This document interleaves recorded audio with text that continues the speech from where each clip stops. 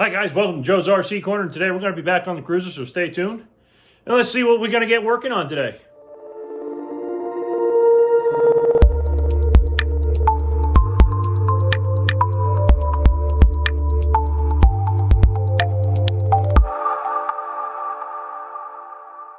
Alright guys, so welcome back to the channel. And like I said, we're going to be working back on the Cruzer today. But we're going to be doing a little bit of avionics today.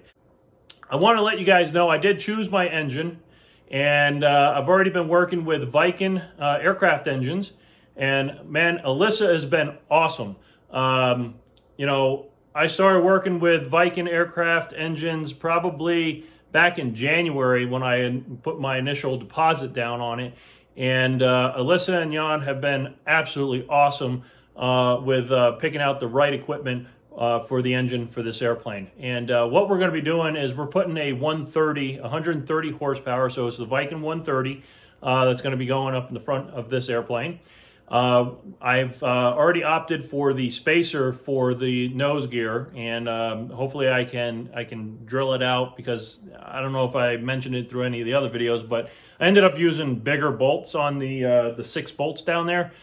It was an accident. I ended up drilling it a little too big, and at that point, oh well, I can't go backwards, so went up one more size and went ahead and drilled those out for that correct size bolt. So I will need to order new bolts that will be long enough to be able to use the spacer on the front, because it's going to have a 77-inch prop, if my memory serves me right. If not, I'll put the correct the correct right here down in front.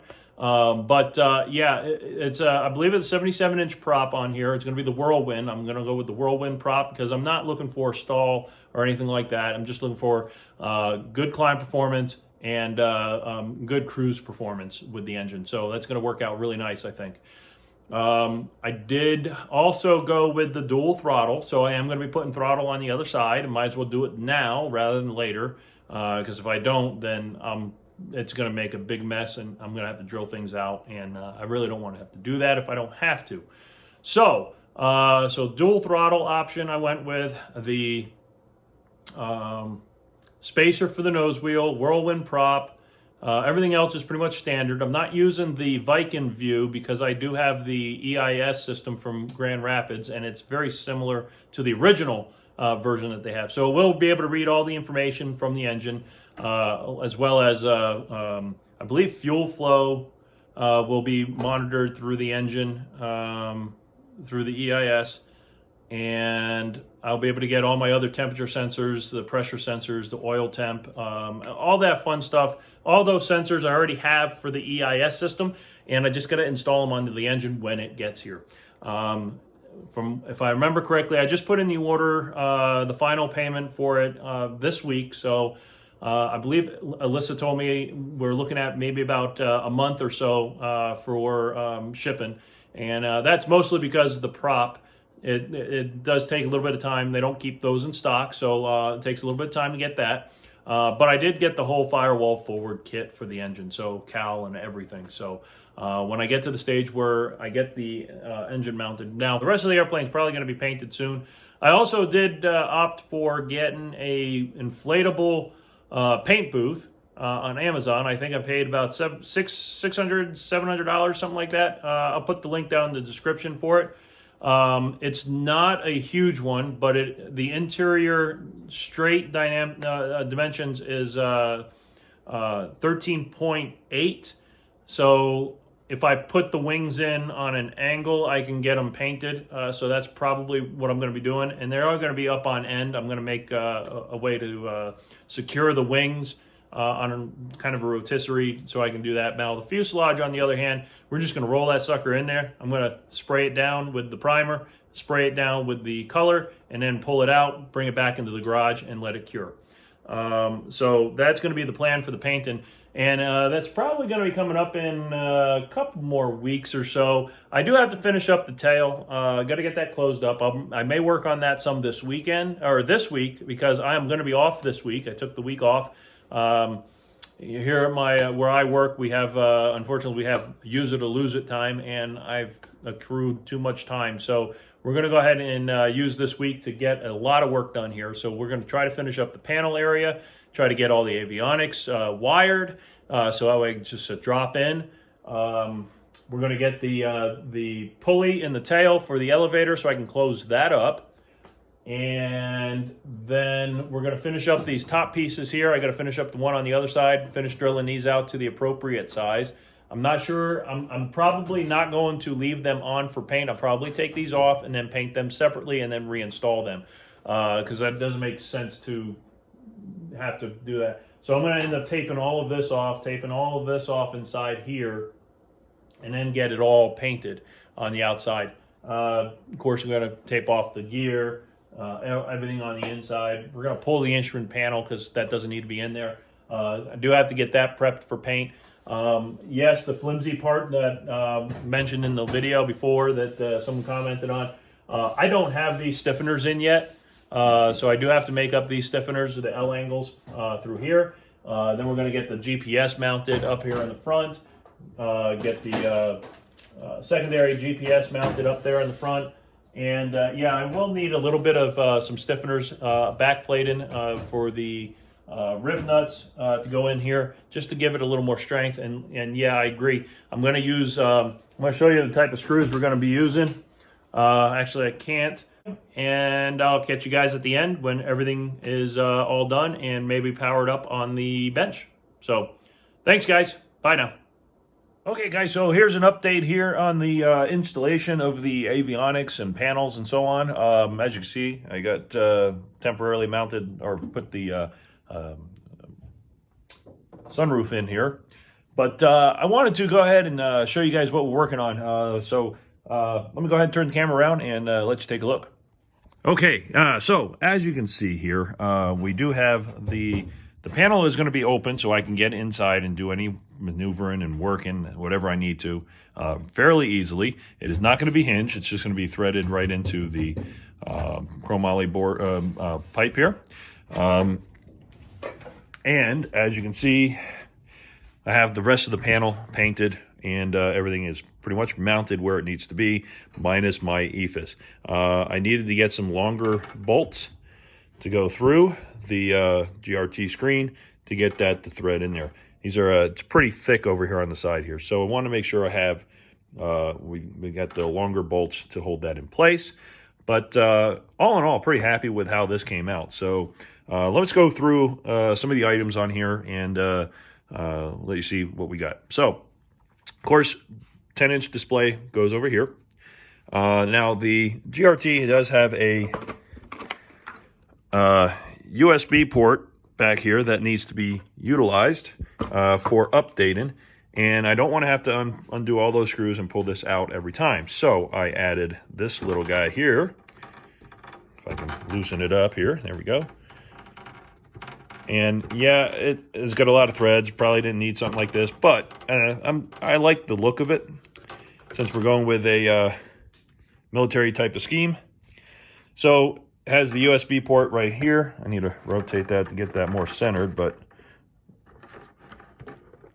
and then we'll tighten that back up again. There we go.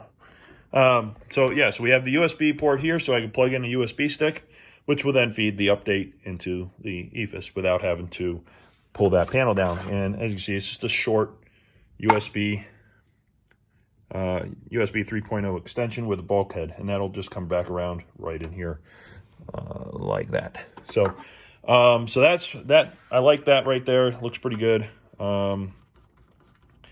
And then the cap just gets screwed back on, keeps it nice and neat. We have my Trig 91 in here. This is going to be my function plate and display for my comm unit. Since I did buy the Sport 10-inch and not the Horizon 10-inch, the Sport does not control this. So I have to have this there. Not a big deal. I actually kind of like it there. Fills in the panel a little bit more. ELT remote reset I put here. That looks really nice. I like it there. It balances out that top there. I will be putting my end number here. And of course, I will have to put my warning to the passenger on the panel somewhere here as well.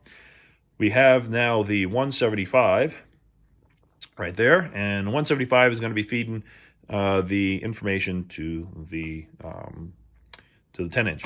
Now I'm working with Grand Rapids right now because there is some confusion on how I need to hook this up. I'm trying to make sure I get this hooked up properly. So I believe I need another piece of equipment that allows this unit to talk to this, not just through RS-232, which everything seems to connect through into that panel through a serial connection, which is pretty straightforward.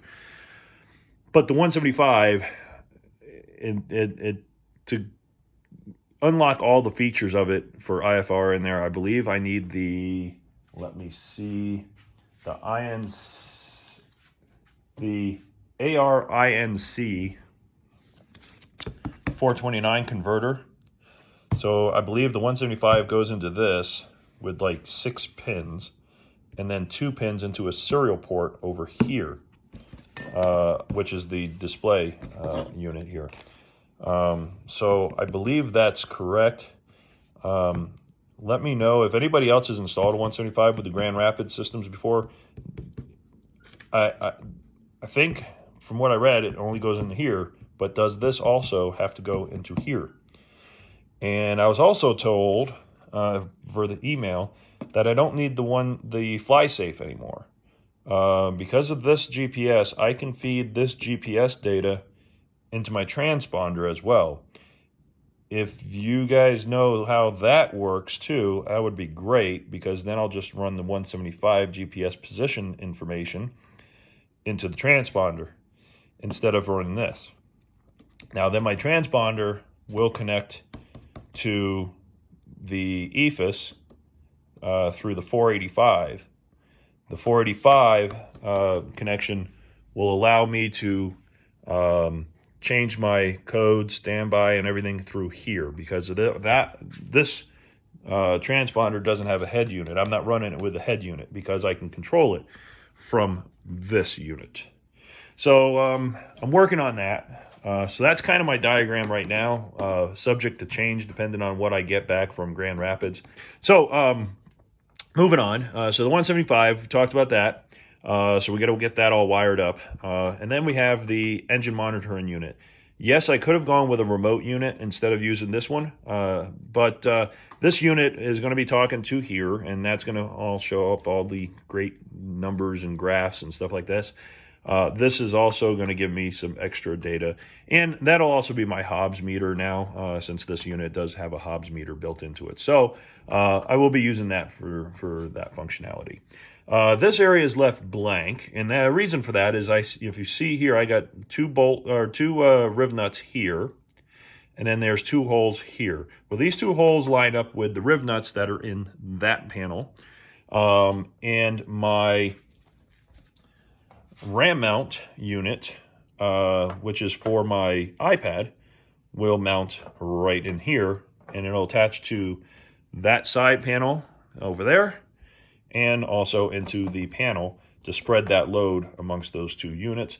And the iPad will fold up, and I kind of liked it in the portrait mode right here, but you also have the ability of turning it into landscape as well, which will give me just that extra screen, and again, ability to upgrade that iPad without having to cut a new panel. So that's where that goes. All right, so let's turn it around, and we'll take a look and see what's on the back here. Okay, so now with it turned around here, and I just have it propped up, you can see how the panel is kind of laid out back here. So you have the cage for the 175 right there.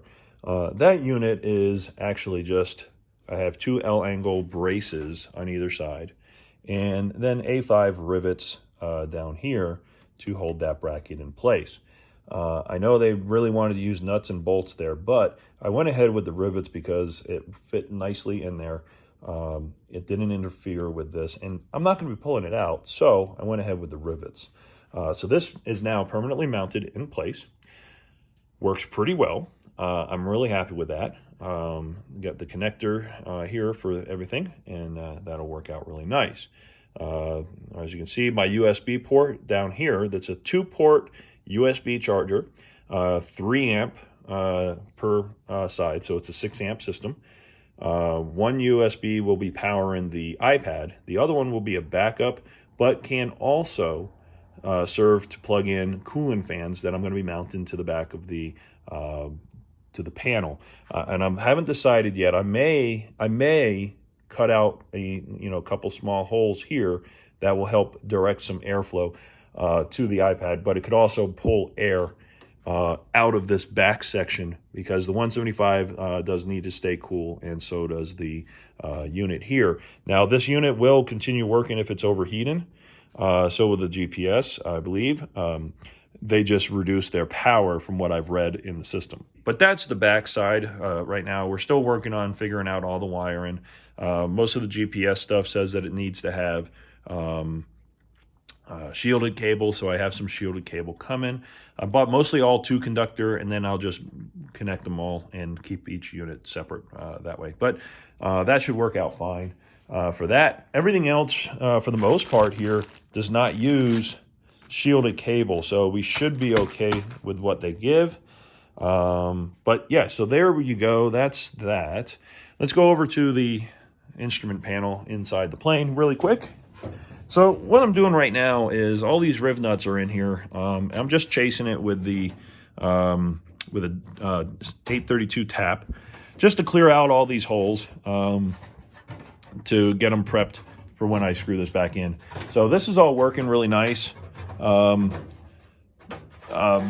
I got paint in the thread, so I just want to clean them out, because if I found basically if you put a screw in and there's anything that's slowing it down or causing too much friction, they get jammed up, and then these will start to spin, and I don't want that to happen. So we got to make sure that those are cleared out. And then we put some anti-seize on the bolts before I put them in here, just to give them a little bit of smoothness going into the holes here. That way it's easier to take them in and out down the road as well.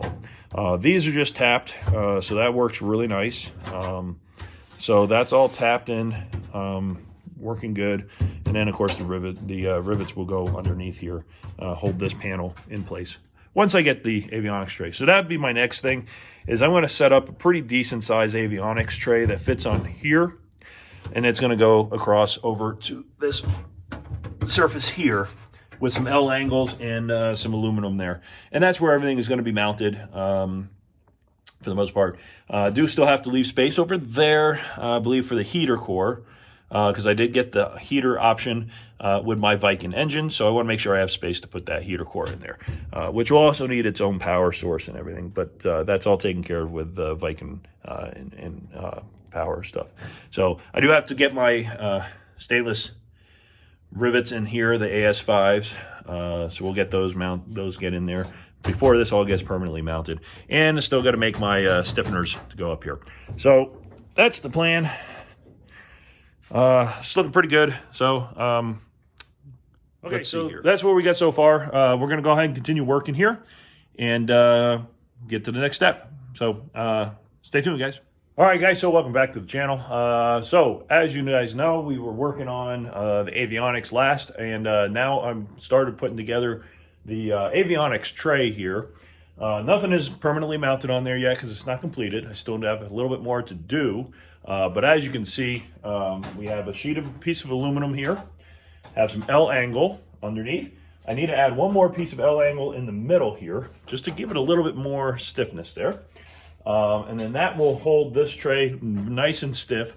It's going to rivet to the chrome moly pipe here for the cage, where the panel is attached. And then it'll attach over here on this lip on the firewall. And that'll also get riveted in place, some permanent mount. So we want to go ahead and finish up and pull this panel back out. I'm going to pull the front panel out here as well, just so I have more access, practice using that big hole here in the panel, to be able to reach everything in this area and go from there. So that's going to be today's job. So we're going to go ahead and get that started and move from there. So stay tuned, guys, and catch you when we get a little more done. Okay, guys, so now as you can see, we have the front panel is now removed, so that gives a lot of access in that back area. So I know some guys have made this, given the ability for the panel here to be flipped down, but I don't really need that. As you can see, there is more than enough space here to get in there and work on anything in that area, even with those skins down. So we're going to go ahead and keep working on this. We're going to make another stiffener that goes right along the center there. And then we're going to drill out the chrome moly here and match those holes so we can get that riveted in place later on. We're not going to rivet any of this in place yet. We're going to do temporary fittings right now, mostly because we want to make sure that everything is set. As we know, the firewall is not permanent yet, so we don't want to have anything back here permanent that's going to be in the way of setting up the engine. I do still need to get those braces down here, but I was waiting to do those until I have the firewall forward kit, so I can start working on the engine mount and getting all the holes lined up and drilled from that. So we're going to wait on that part. So we're going to move on. We're going to get this panel, completed. I can't really do much wiring yet in this because, as I mentioned earlier in the video, I'm waiting on that piece of equipment right there. That's going to connect everything. So I did get a little bit more information, and I think I already mentioned it in the notes back there. So the GPS 175 is going to be talking to the transponder through an RS-232. So this will be eliminated. The 175 will go through the AR-INC 429 adapter, which will go to a serial port on the EFIS.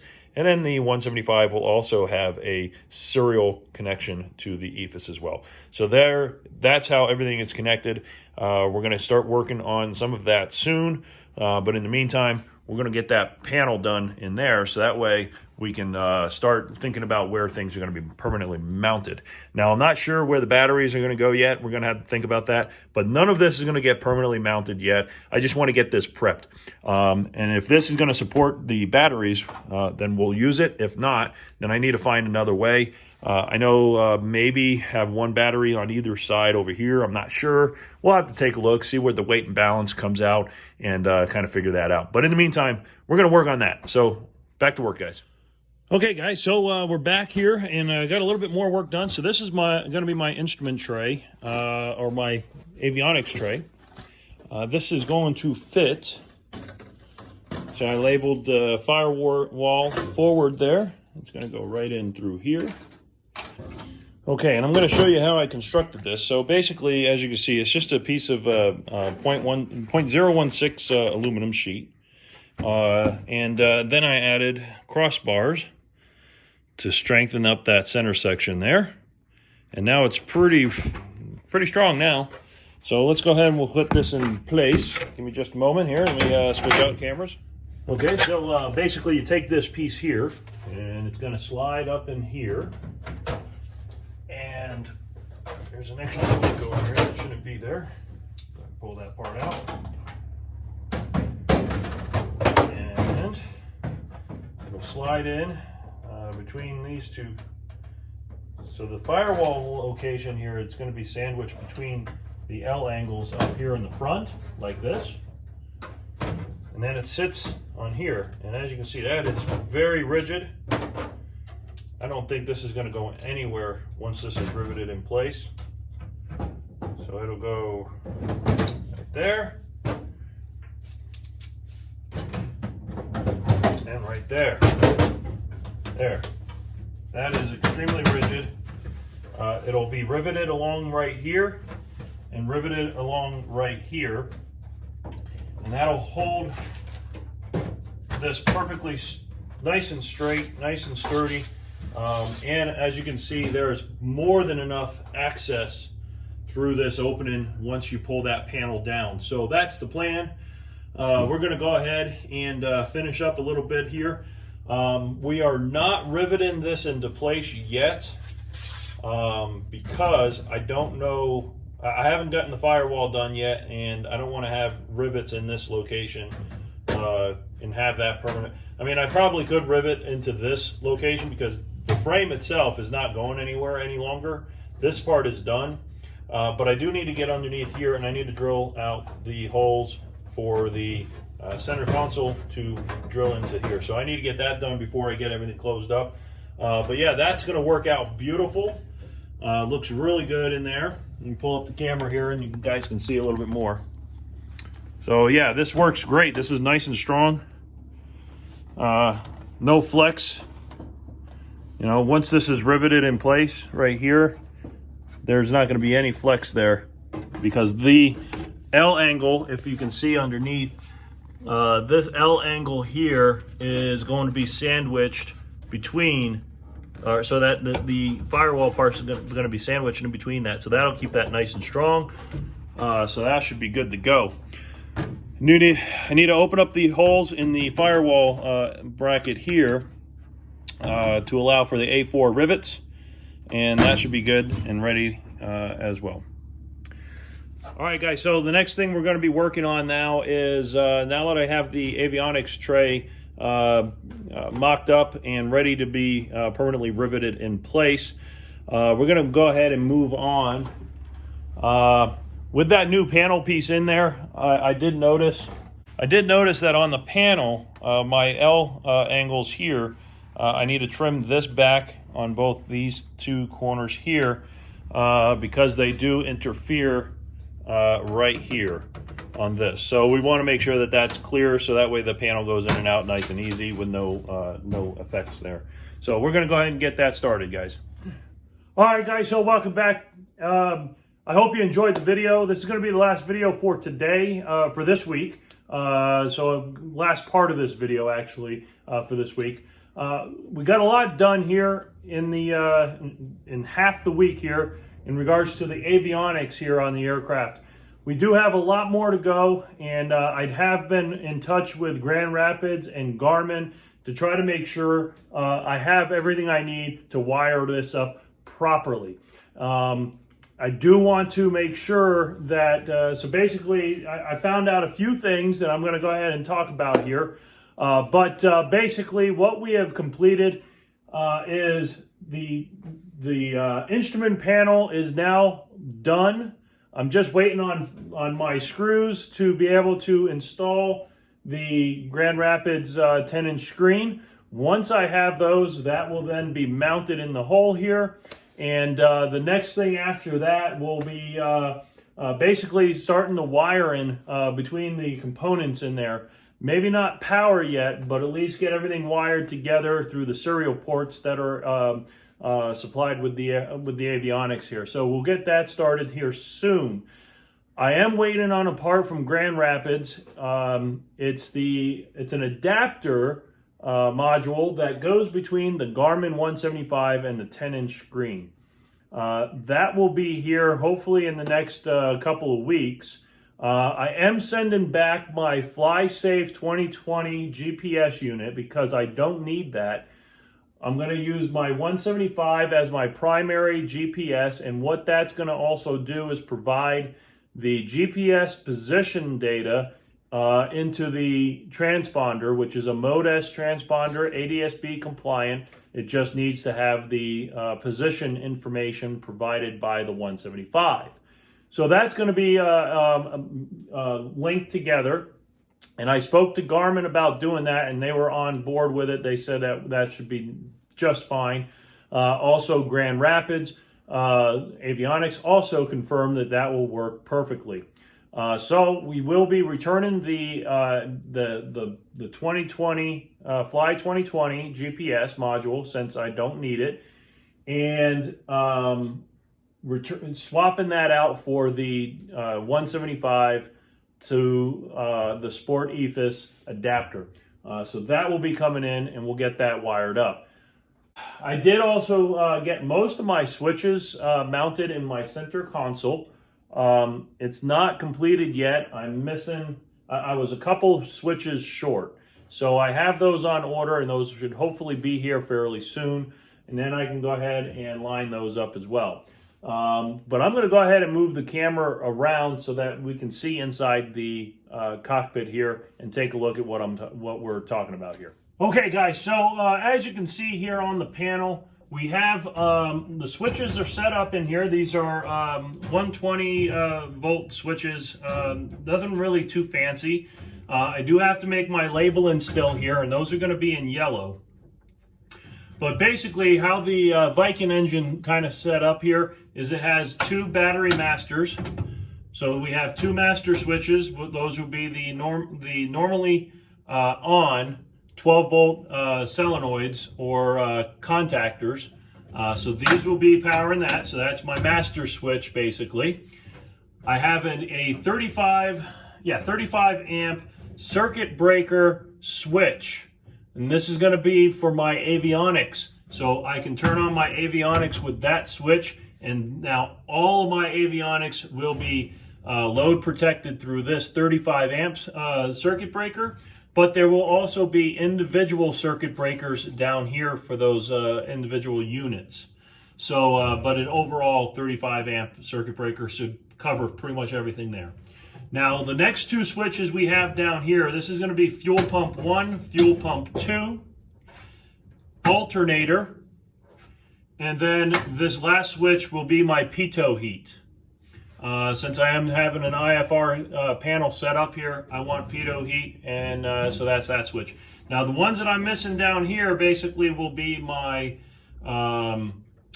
my navigational lights, my wigwags, and then my landing light, which those might be reversed in that, might have the landing light. And then the last one will be a dome light, which I'm going to be mounting up above behind the cabin there. And that will light up this area as well. So that's how we're setting up the switches. Everything then from that down here, this will all be circuit breakers down here. And I'll have easy access to those nicely. Now, I've been debating whether or not I want to put my starter switch somewhere else, and I haven't thought about it. I've been thinking about it. Either down here on the bottom, if there's room right up towards the front, it's a possibility. Or we'll see how much space I have here. So, but that's my switch panel, and it's still working. We're still working on it. So, and as you've seen in the videos, this whole section here will all come out, and I have now completed my Avionics tray in here, which is very solid. You're sitting on the airplane here, and you can see it's moving around, and the whole airplane moves. And that is not permanently mounted yet to the aircraft. It's only clecoed in place because I want to be able to access everything up in the front here by pulling out that firewall. So if this was riveted to that firewall, then I would be done. But we're not ready for that yet. So I'm leaving that ready to go so I can pull everything out here and then go forth and complete more of that. But yeah, so there she is. That's the Avionics panel. And like I said, once I get the longer screws, I'll get this last piece in there, and then my panel is completed. Minus wiring, of course. Then we'll start worrying about getting all the power setups here going and routing everything back and forth. So we're getting very close here to getting the aircraft ready for paint and start doing the finishing on the fuselage. I do need to run the brake lines still, the control lines, all the control core wires, and the pull cables. All of those things still need to be completed. Still need to finish up the cable, the pulley for the elevator, and then we'll close up that tail. Once that's closed up, then the airframe itself is practically ready to be painted. This whole top section here is going to be painted in the flat black, which kind of comes out more like a satin, but I like it. So this will be black. And then where the panel comes down, that's going to be my dividing line for my glare shield, black, all the way up over the cowl. And then the bottom side of the fuselage here might end up being just the olive drab. We'll have to see how that all lays out. So what we may end up doing is just painting everything black or painting this panel black, because I want the underside of this to be painted as well. So need to get that done before this is final riveted as well. So we'll get it all worked out, but everything is coming out really nice. This is really beautiful. I'm really happy with how this is laid out. It seems very functional. I do have the throttle that's going to be probably about right here on the panel. I still have to install my switch for the elevator trim and my flaps. So we'll be getting those over on this side. That'll be a permanent fixture on the panel itself. And then throttle will also be on this side as well for the co-pilot to be able to control the throttle of the engine and still be able to fly. Now they won't have access to the flaps and everything, but you know, that's the way it is. But other than that, very happy here. And yeah, so there we go. All right, guys, so that's all for the video. Make sure you hit that subscribe button. If you like what you're seeing, make sure you hit the like button. And if you want to help contribute to the channel, first of all, subscribe. That helps a great deal. You have no idea how much that helps. And share the videos and with friends if you think they might be interested as well in the Cruzer build. And lastly, if you want to help support the channel, I do sell some t-shirts. Go ahead and pick one up and help support the channel. All right, guys, that's all I have. So catch you on the next video. Keep building and keep flying.